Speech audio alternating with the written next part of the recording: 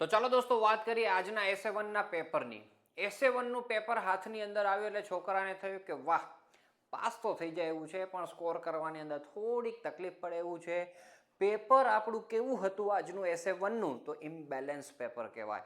અમુક ચેપ્ટરોમાંથી તો કંઈ પૂછવામાં નથી આવ્યું, અને એક ચેપ્ટર તો એવું છે દોસ્તો કે દરેક ક્વેશ્ચનની અંદર ક્વેશ્ચન 1 ટુ ક્વેશ્ચન 5 ની અંદર તેનું એપિરિયન્સ આપણને જોવા મળે છે એઝ અ થિયરી અથવા તો ન્યુમેરિકલ્સ તરીકે.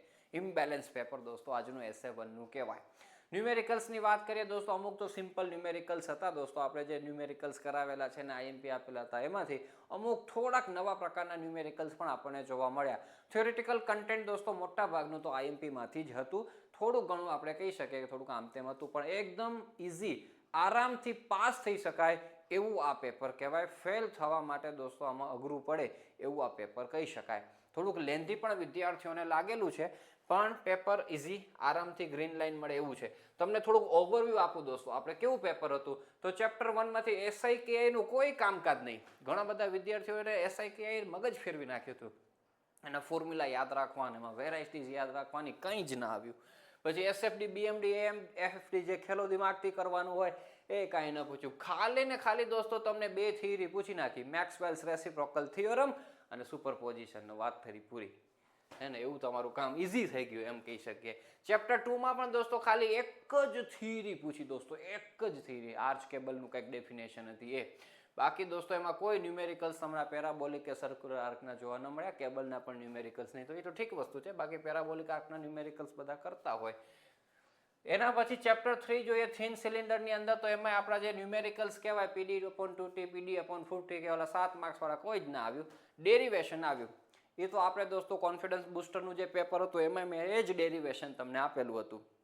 એટલે જે વિદ્યાર્થીઓ કરી ગયા હશે, આઈએમપીની અંદર પણ દોસ્તો આપેલું છે, તો એમને તો લોટરી લાગી ગઈ, બરાબર. એ ન્યુમેરિકલ્સ નહોતા, ડેરિવેશન્સ તમારે પૂછ્યું.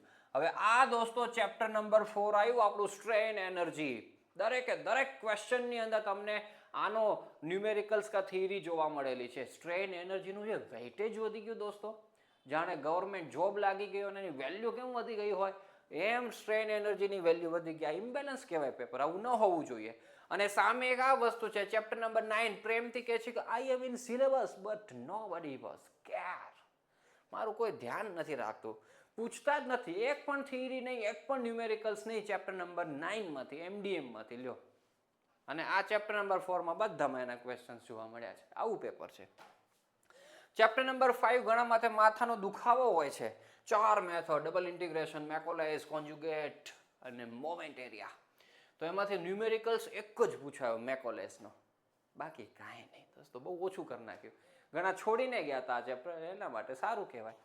પછી ઓછું કન્ટેન્ટ આવ્યું. થિયરીની અંદર મોમેન્ટ એરિયા થિયોરમ જે મોસ્ટ આઈએમપીમાં કીધા હતા એ થિયોરમ પૂછાયા, અને ડેરિવેશન તમને પૂછી નાખેલું હતું. Chapter number 6 proper content, chapter number 7 proper content. Chapter number 6 માં આપણે સોફ્ટી ખવડાવી હતી લાઈવ ક્લાસની અંદર, વિચારતા કરો, એ સોફ્ટી પૂછાઈ ગઈ તમને. અને ડેમનો ન્યુમેરિકલ્સ હાઈ ક્લાસ કરાવેલો હતો, એ ડેમનો 7 માર્ક્સની અંદર ન્યુમેરિકલ્સ પૂછાઈ ગયો. જલસો ટેસડો પડી ગયો દોસ્તો. ચેપ્ટર નંબર 7 ની અંદર પણ પ્રોપર કામકાજ હતું. એમાં આપણે રેનકાઇન્સનો ન્યુમેરિકલ્સ તમને પૂછાઈ ગયો, એ આપણે લાઈવ ક્લાસની અંદર કરાવેલું હતું સેમ. અને ઇફેક્ટિવ લેન્થ વાળી થિયરી દોસ્તો પૂછાઈ ગઈ. ચેપ્ટર નંબર 8 માંથી ઓકે કન્ટેન્ટ હતું દોસ્તો, ન્યુમેરિકલ હતું, એક ડેરિવેશન ટાઈપનું પણ હતું, આપણને જોવા મળ્યું. પણ ચેપ્ટર 8 નું વેઇટેજ કેવું વધી ગયું દોસ્તો કે ક્વેશ્ચન નંબર 3 ની અંદર આનો ન્યુમેરિકલ્સ આવી ગયો, જે મોટા ભાગે ક્વેશ્ચન 5 માં જ હોય. ક્વેશ્ચન 3 ની અંદર આને ઇમ્પોર્ટન્સ આપી દેવામાં આવ્યું. અને ચેપ્ટર નંબર 9 માંથી તો કંઈ જ ના આવ્યું. આ ન્યુમેરિકલ્સ ચેપ્ટર 1 ની ક્વેશ્ચન 1 ની વાત કરીએ તો જો moment area theorem 1 two most IMP ની અંદર આવે. 4 માર્ક્સ દોસ્તો રોકડા લેવા જ પડે અહીંથી. અને ડાયરેક્ટ સ્ટ્રેસ અને બેન્ડિંગ સ્ટ્રેસનો ડિફરન્સ હવે આ મોસ્ટ આઈએમપીમાં નથી આપ્યા, પણ જેને કન્સેપ્ટ વાઇઝ ખબર હોય તો તમે આરામથી લખી શકો. એટલે આપણે તો નહીં જ ગણીએ એવું બધું, આપણે તો મિનિમમ ગણતા હોઈએ છીએ. આ ન્યુમેરિકલ્સ દોસ્તો સિમ્પલ છે. આ ટાઈપના ન્યુમેરિકલ્સ બહુ બધી વખત પૂછાયેલા છે, અને આપણે બતાવ્યું હતું કે એનું આ ફોર્મ્યુલા છે. આ ફોર્મ્યુલાથી આપણે સિમ્પલ કામકાજ કરવાનું હોય. એની અંદર જે વસ્તુ નથી આપી, ડેલ્ટા એલ, તો આનાથી ગણાઈ જાય. પછી સિગ્મા નથી આપેલો તો આનાથી ગણાય જાય. અને વોલ્યુમની જગ્યાએ એરિયા ઇન્ટુ લેન્થ લખાય જાય, એમાંથી એરિયા સબ્જેક્ટ બને. અને એરિયા એટલે π/4d², એમાંથી ડાયામીટર સબ્જેક્ટ બને. આવો ન્યુમેરિકલ્સ હતો. પણ આપણે ધારીએ છીએ કે નથી આવડ્યો. 4 માર્ક્સ જ ગણો મિનિમમ. આરામથી પાસ થઈ જાવ દોસ્તો તમે, આરામથી. આવા થોડાક ટ્વિસ્ટેડ ન્યુમેરિકલ્સ પણ ન આવડે તો ક્વેશ્ચન 2 ની અંદર આવો તો આ જો આ ક્વેશ્ચન 2 ની અંદર તમને જે પૂછેલું છે ને પેલું જ ફિક્સ એન્ડ મોમેન્ટ્સ દોસ્તો ફાઇન્ડ કરવાનું છે ફિક્સ બીમમાં. એ ચેપ્ટર 8 નું અહીંયા પૂછી નાખ્યું. ક્યારે ચેપ્ટર 8 ના ન્યુમેરિકલ્સ કે ડેરિવેશન્સ આટલા વહેલા ન આવે પણ આમાં પૂછાઈ ગયું દોસ્તો. બરાબર. Stability check for a dam, આ તો મોસ્ટ આઈએમપી ની અંદર હતું દોસ્તો, આવડવું જ જોઈએ. 4 માર્ક્સ આની અંદરથી મળે. અને આ બે ન્યુમેરિકલ્સ બરાબર. આ સ્ટ્રેન એનર્જી નો, આમાં પણ આવ્યું સ્ટ્રેન એનર્જી. આગળ પણ ચોથો ક્વેશ્ચન 1C સ્ટ્રેન એનર્જી હતું અને આ પણ એના ઓરમાં પણ સ્ટ્રેન એનર્જી છે. બરાબર. આ ફોર્મ્યુલાથી કામકાજ થઈ જાય દોસ્તો, હાઈ ક્લાસ. અને આ ન્યુમેરિકલ્સ તો બેઠો આપણા ન્યુમેરિકલ્સ આપણે આપણા ટેબ્લેટની અંદર સોલ્વ કરેલો છે. અગાઉ પણ પેપરમાં પૂછાઈ જ ગયેલો છે. એટલે જેને જૂના રેકોર્ડિંગ્સ ને બધું જોયું હશે એને આવડ્યું હશે. પણ હું એમ ધારીને ચાલુ છું કે આપણે આ નથી આવડે, હાલો મિનિમમ આપણે ધારીએ છીએ તો આરામથી નીકળી જશો. તો 4 માર્ક્સ તમે ક્વેશ્ચન 2 માં લઈ લો. ક્વેશ્ચન 1 ની અંદર એ 4 ગણતા જજો. 4 ને 4 8 થયા દોસ્તો. 8 થી હવે આપણે એન્ટ્રી મારશું અહીંયા ક્વેશ્ચન 3 ના એડ કરશું. ચલો આમાં આ ઉપરનો એબીસી કરાય કે નીચેનો એબીસી કરાય? તો સીધી અને દેખીતી વાત છે દોસ્તો. આ સોફ્ટી તમને દેખાય હે, કર્નલ તમારે ડ્રો કરવાના છે, મસ્ત હાઈ ક્લાસ. પછી strain energy due to sudden loading આપણે મોસ્ટ આઈએમપી ની અંદર આપેલું છે. કોન્ફિડન્સ બૂસ્ટરનું આખું 70 માર્ક્સનું પેપર કાઢી દીધું, એમાંય આપેલું હતું. અને આ જુઓ એક્સપ્લેન ઇન ડિટેલ મેક્સવેલ્સ અને પ્રિન્સિપલ ઓફ સુપરપોઝિશન થિયરીની અંદર આ મોસ્ટ આઈએમપી. આમાંથી દોસ્તો 14 માર્ક્સ આવે આપણને. 14 બધું જ મોસ્ટ આઈએમપી નું કામકાજ છે. 14 પણ આપણે ધારી લઈએ કે હાલો ને આપણે આ નથી આવ્યું, આ ડેરિવેશન ગણાય નહીં કર્યું હોય, સોફ્ટી ખાધી હોય ને આ બે કરેલું હોય તો 7 ને 3 10 માર્ક્સ તમે ગણો દોસ્તો, તો એ 18 માર્ક્સ થઈ જાય. તમારે આમાંથી ઉડાડવું હોય તો હજી ઉડાડી નાખજો ઘણું બધું, તોય તમે ક્યાંય પહોંચી જશો. ક્વેશ્ચન 3 સુધીમાં 18 માર્ક્સ થઈ જાય. એનાથી આગળ વધો દોસ્તો ક્વેશ્ચન નંબર 4 માં તો 18+ આપણે કરશું. અહીંયા જોજો શું થાય. શું કરાય? ક્વેશ્ચન એબીસી ઉપરનો કરાય કે નીચેનું કામકાજ કરાય? તો અહીંયા ડેફિનેશન જો, અહીંયા સ્ટ્રેન એનર્જી છે. સ્ટ્રેન એનર્જી બધે જ આવશે. ક્વેશ્ચન 3 માં સ્ટ્રેન એનર્જી આવી દોસ્તો, તો સ્ટ્રેન એનર્જી આવી ને સડન લોડિંગમાં જુઓ. અહીંયા સ્ટ્રેન એનર્જી આવી. આ ડેફિનેશનો આ મોસ્ટ આઈએમપીમાં આવે ડેફિનેશનો આપણે કીધેલી જ હતી.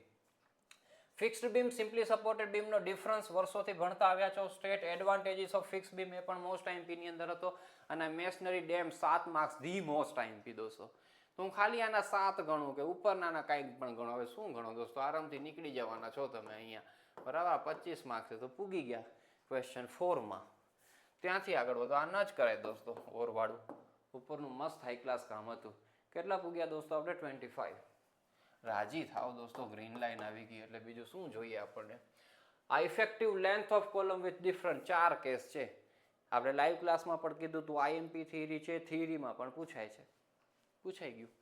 એન્કર કેબલ જો આ એક જ પૂછાડી થિયરી તમારા ચેપ્ટર નંબર 2 માંથી. અને આ મેકોલેસ મેથડ એકદમ ઇઝી ન્યુમેરિકલ્સ કહેવાય. અહીંયા લઈ લો સેક્શન દોસ્તો, અહીંથી આમ કામ કરી નાખો. એના ઓરની અંદર દોસ્તો આયુ સ્ટ્રેન એનર્જી પાછું અહીંયા બરાબર. Sigma square upon 2 into volume derive કરવાનું છે. થિન સિલિન્ડરનું ડેરિવેશન એક પૂછી નાખ્યું આખા પેપરની અંદર. 4 માર્ક્સનું જ એનું વેઇટેજ આવ્યું.